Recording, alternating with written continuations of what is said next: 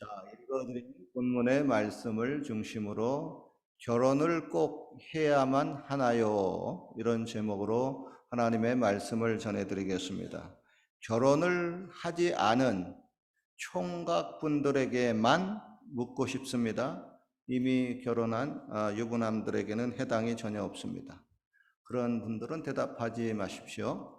자, 질문입니다. 장래의 배우자를 고를 때 두 사람 중에 누가 좋은지 솔직하게 대답을 해 보십시오. 1번, 얼굴은 아름답게 가꾸고 예쁜 여자. 그러나 자기 방, 자기 집은 청소도 안 하고 돼지우리처럼 아무렇게나 어질러 놓고 살림을 전혀 못하는 여자.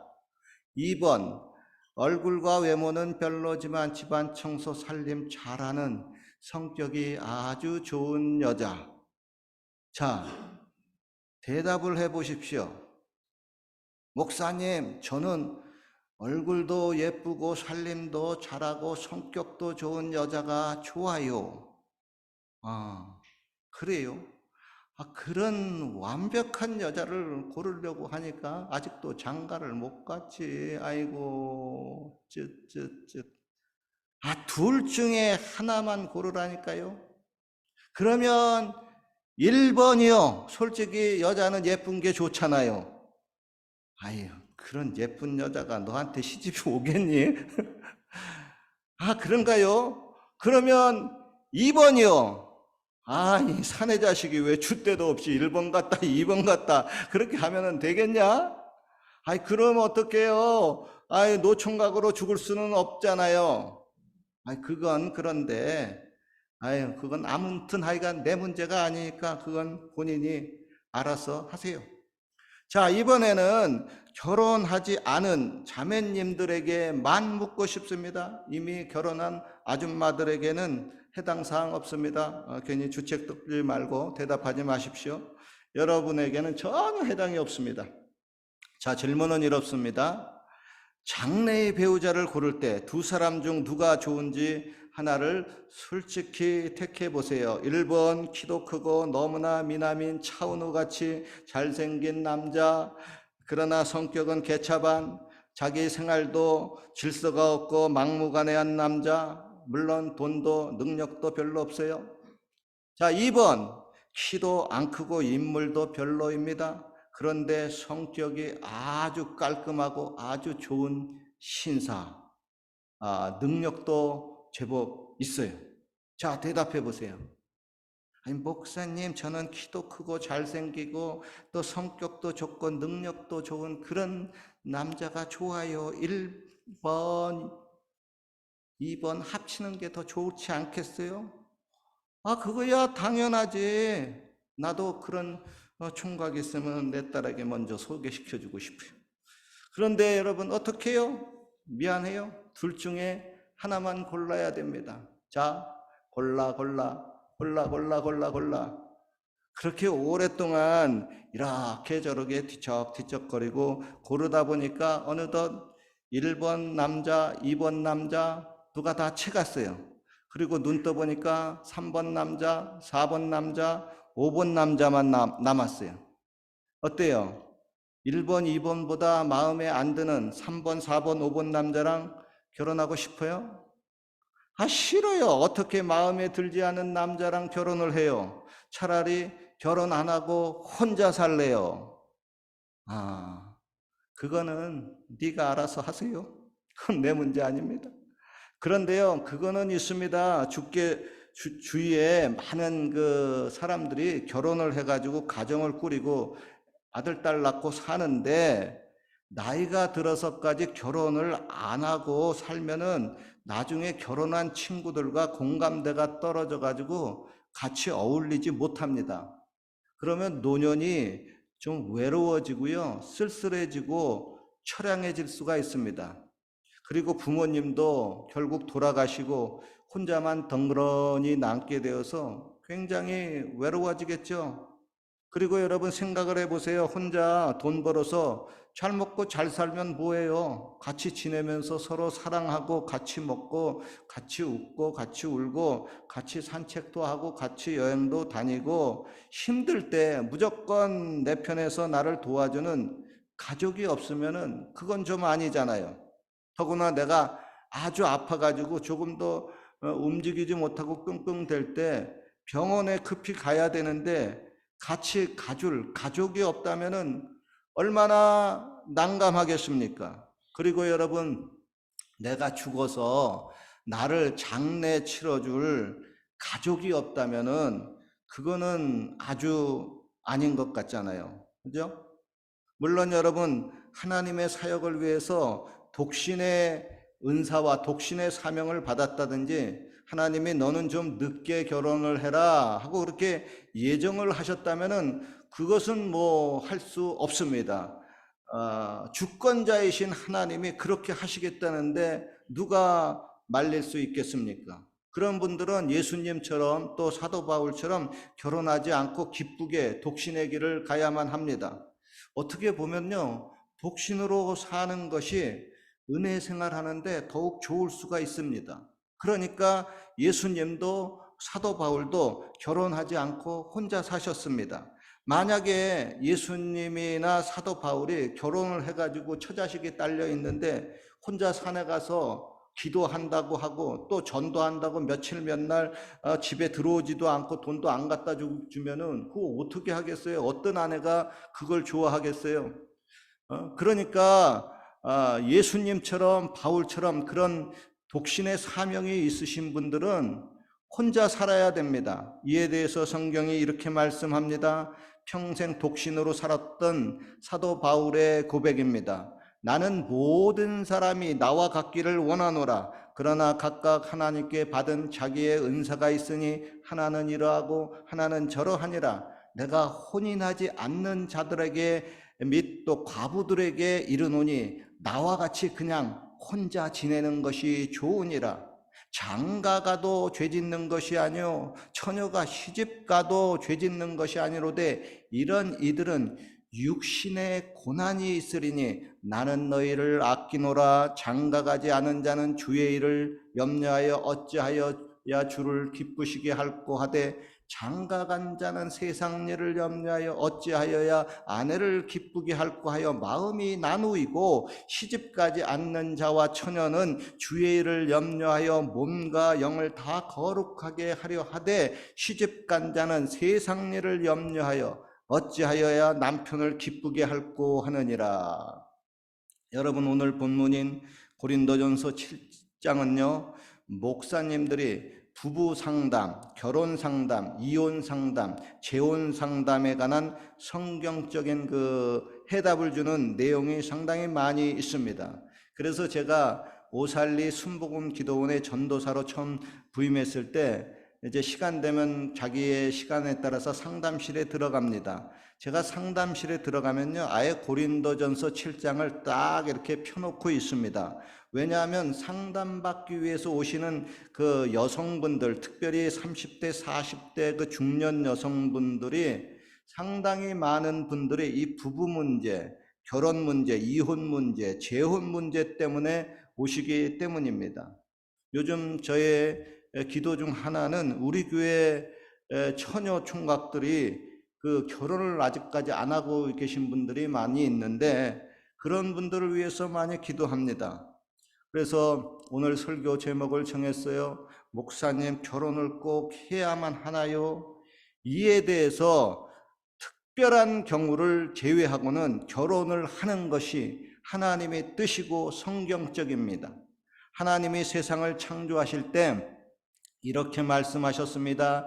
사람의 독초하는 것이 좋지 못하니 내가 그를 위하여 돕는 배필을 지으리라. 이러므로 남자가 부모를 떠나서 그 아내와 연합하여 둘이 한 몸을 이룰지로다 그랬습니다. 여러분, 사람을 가장 잘 아시는 분은 사람을 만드신 하나님입니다.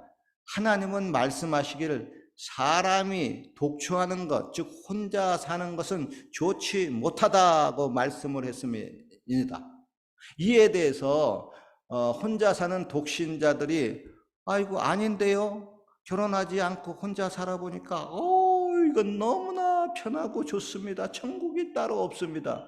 이렇게 말을 합니다. 어떤 면에서는 그게 참 이해가 됩니다.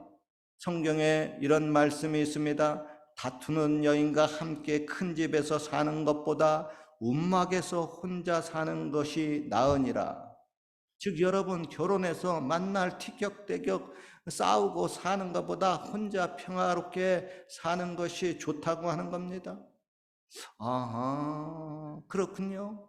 아니, 그러면은 결혼해서 싸우지 않고 살면은 되잖아요. 다투지 않는 여인, 나긋나긋하고 순종하는 여인과 결혼하면은 되잖아요. 그치요? 아니, 목사님, 요즘 그런 여자가 어디 있습니까? 다 기가 셉니다. 그런 여인 있으면 좀 소개 좀 해주세요. 당장 결혼하겠습니다.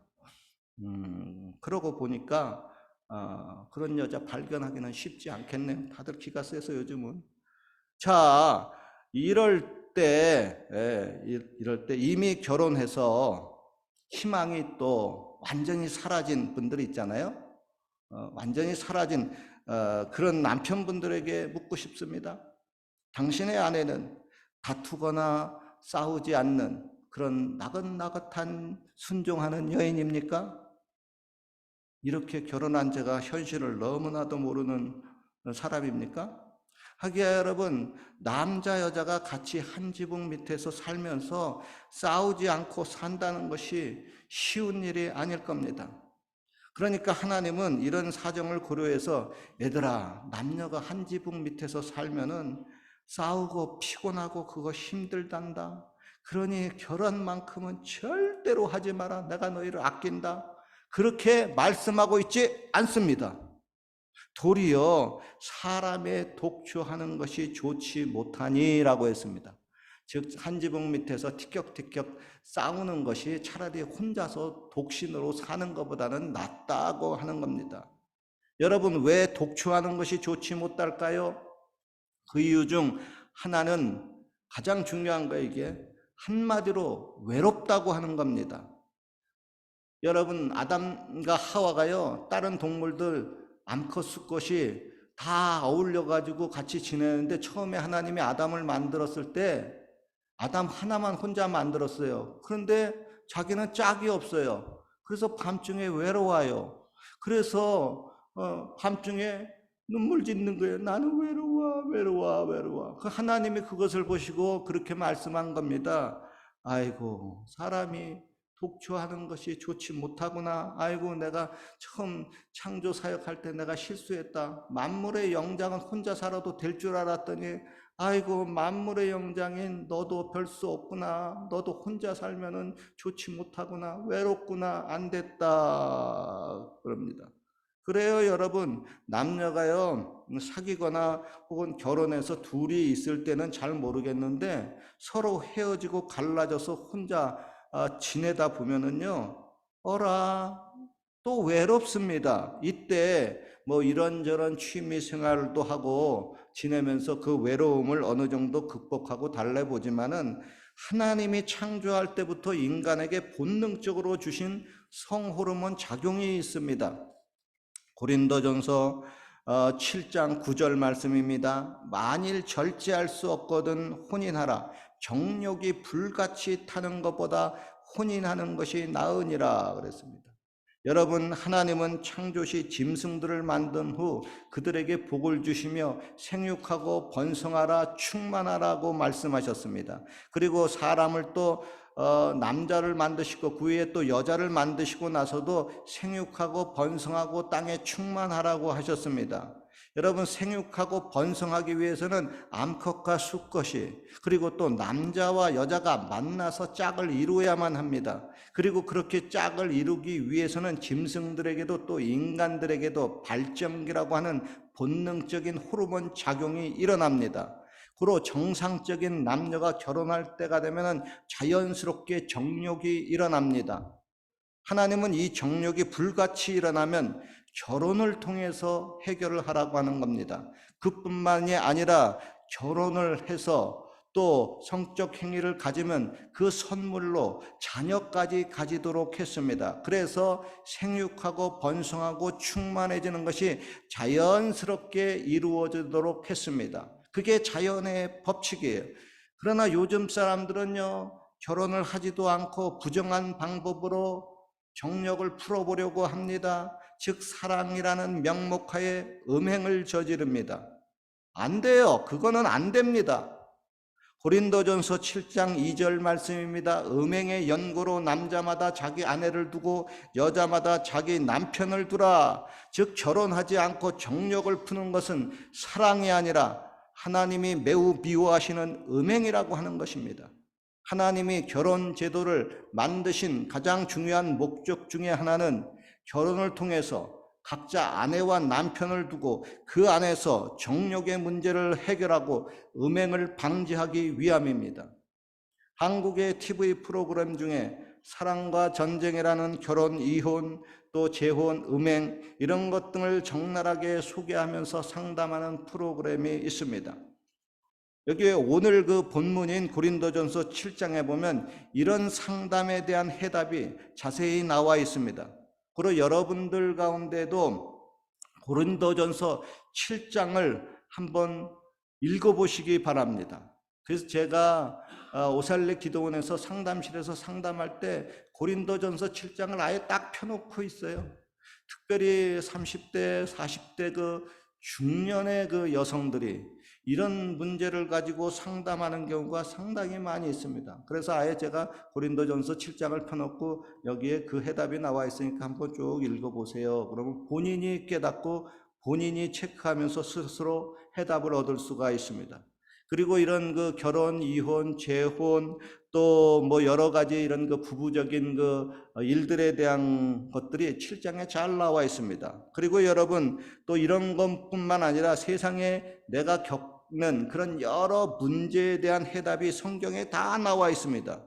물론 지금 여러분들이 겪고 있는 그 문제에 대한 해답도 성경에 있습니다. 성경은 하나님의 뜻을 가르쳐주고 하나님의 뜻으로 우리를 인도합니다. 그리고 그렇게 하나님의 뜻을 쫓아서 나아가고 살면은 결국 하나님의 약속하신 행복과 축복이 내가 막 쫓아가지 않아도 자연스럽게 따라옵니다.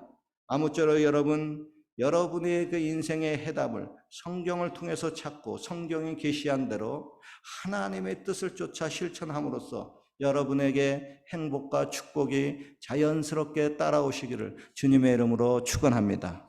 기도드리겠습니다. 하나님, 지금은 음행의 시대입니다. 많은 사람